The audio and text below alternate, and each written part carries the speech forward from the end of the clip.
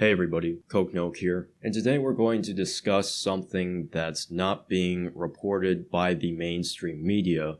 In fact, there is a narrative within the national media that suggests otherwise to what's really happening. Portland, Oregon.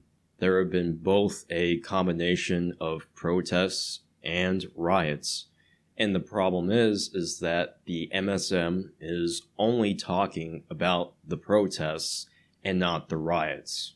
So let's get to it. This article comes from KGW News, which is a local news station in Portland, Oregon.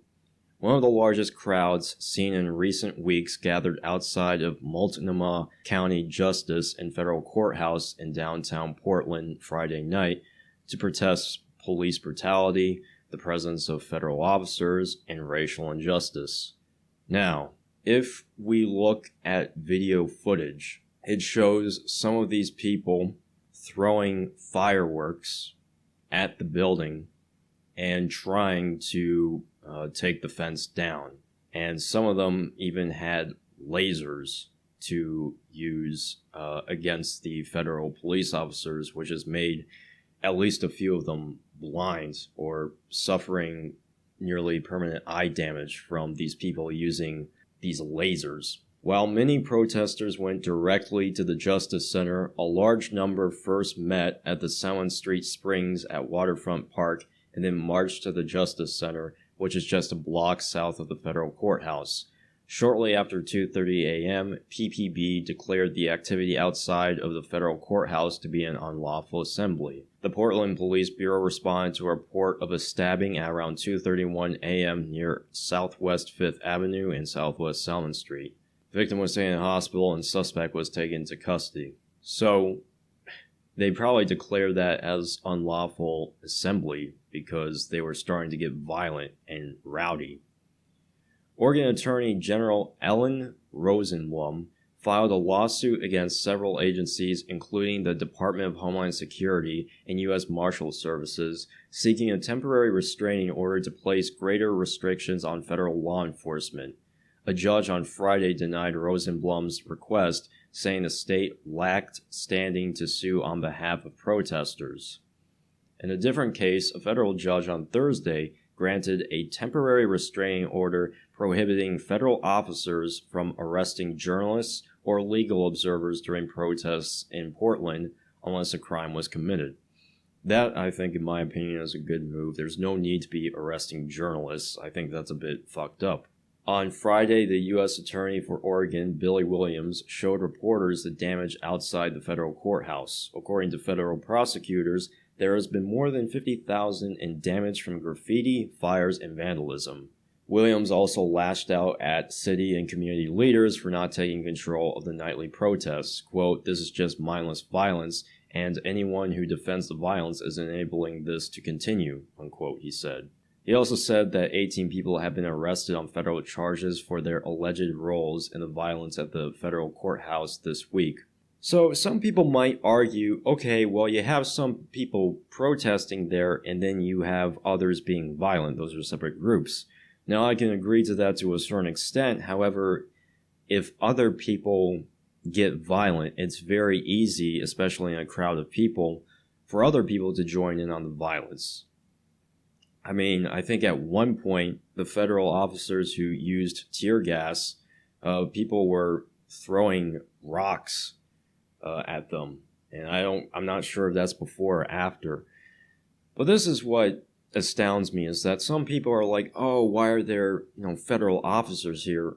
Well, because if the state and local police resources are outstretched, and on top of that, they're trying to take down a federal building, yeah, they're going to send federal officers to protect that, federal building. So it's like people want to believe these are mostly peaceful protests. And don't get me wrong, there are peaceful protests happening in Portland. It's just the rioters who are not peaceful and they are violent have done so much damage to the point where there needs to be a federal response, at least in my opinion.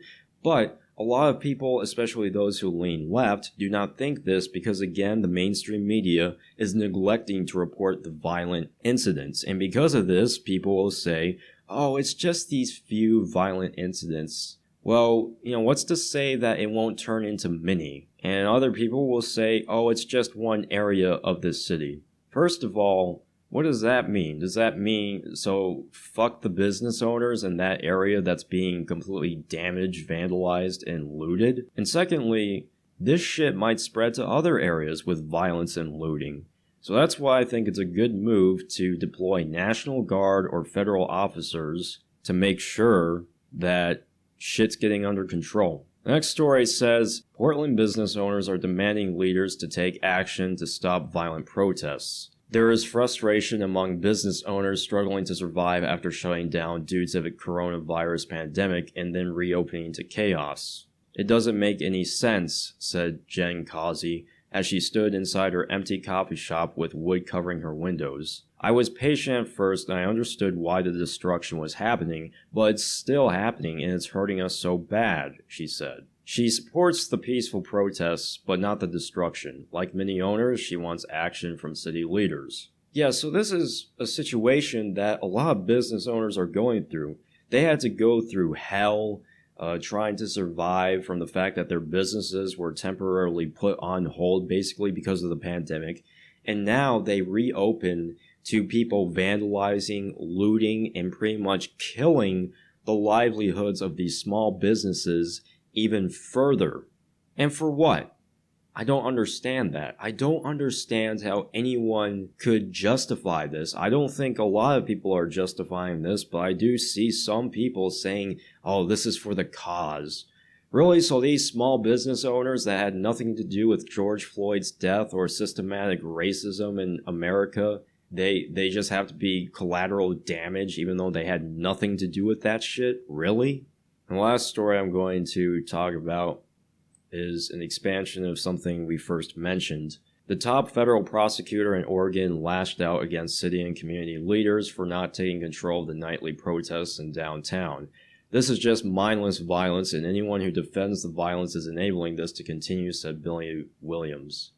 Williams complains the media has mischaracterized the nightly clashes between protesters and federal officers, which has resulted in injuries to both sides. What I'm telling you is you seem to refuse to call something late night activity that is criminal, Williams scolded reporters.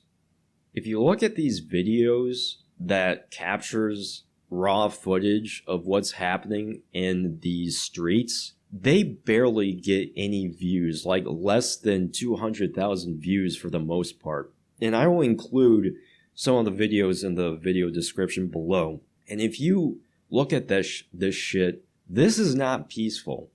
Okay, there are people setting fires to banks. There are people looting and grabbing shit out of stores. And they also set a police union building on fire. Again, some people could argue that these are isolated incidents, but my point is that they are building up, and it is not okay. And let's be honest here for a second. Let's just say that all of these protesters were right-wing, okay? They were trying to protest for a cause that consisted mainly right-wing people. You bet your ass the media would be all over every single violent incident that happened in those types of protests. I mean, look at how they covered Charlottesville, which they had every right to do to cover it that way, in my opinion. Look at what happened in Michigan. Okay, everybody was mocking them, calling them stupid rednecks for trying to protest the lockdown.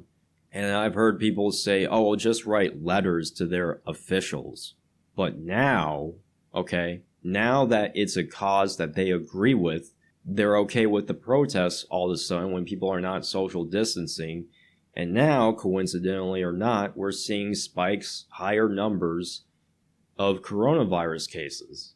Funny how that changes.